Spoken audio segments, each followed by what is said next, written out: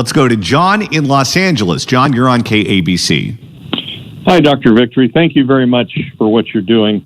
I was wondering if you could address the article I read today from one of the local news stations about how the hospitals are about to implode, and there's 1% of ICU beds available in, I think they said LA County, but maybe it's the state. Can you address their accuracy? Well, I don't look on a daily basis at individual hospitals. I can tell you that while an individual hospital may be reaching capacity, I read an article about Barstow Hospital, for example, yesterday, which is a relatively small, I think it's a total 30-bed hospital with something, a handful of ICU beds, that a small hospital like that may be reaching capacity. I know that JFK Hospital down in the desert, in the Palm Springs area, is reaching capacity. But there are always Eisenhower, I think. Yeah, Eisenhower maybe as well. But there are always hospitals within a larger catchment area that have capacity. Now, we had this same sort of panic going on, you'll recall, earlier in the pandemic, in the late spring and early summer, and people were scrambling around and outfitting everything from the Javits Center in New York to the Convention Center in Denver, outfitting ships and parking them off the coast. And those things laid essentially fallow, had no patients in them whatsoever.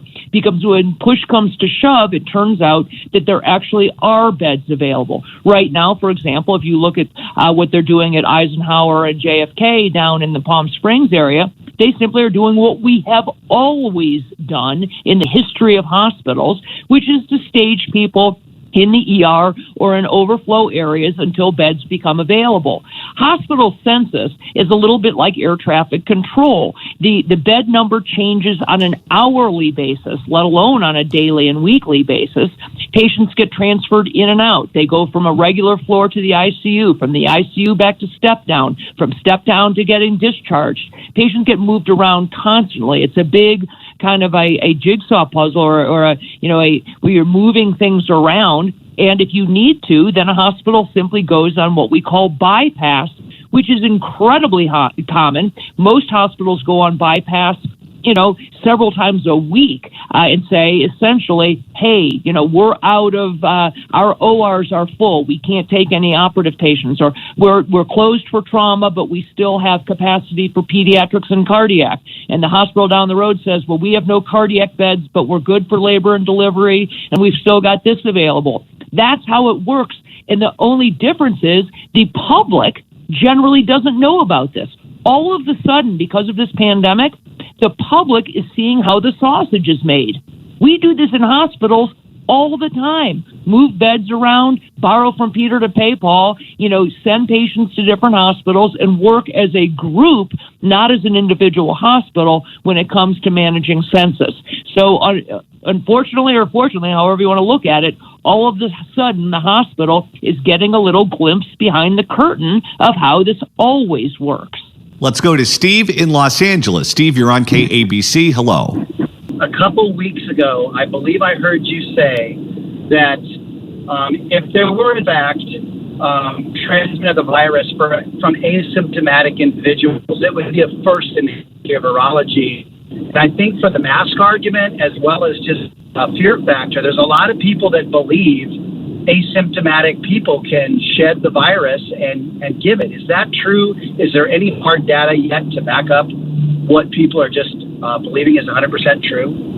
I will restate exactly what I said before because it is the truth. If COVID-19 were able to be transmitted, and if it were significantly transmitted by asymptomatic people, it would be the first respiratory virus in the history of mankind to do so. We know that asymptomatic people are not the drivers of this, and Dr. Fauci himself said it on film in March.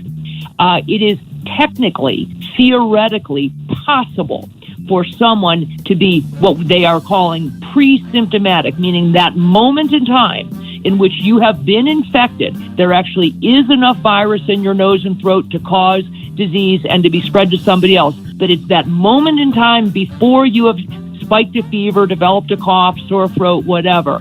But that is a theoretical issue, and it's certainly is not what is driving this pandemic. And you are absolutely correct. It is that fear, that along with this ridiculousness of using the PCR test and testing asymptomatic people, that has thrown us in the disaster known as the case-demic, and is causing people to react and to develop and put into place public policy on the basis of, quote, case numbers that are meaningless. Dr. Kelly Victory, thank you so much for stopping by today. We'll check back in again later on this week.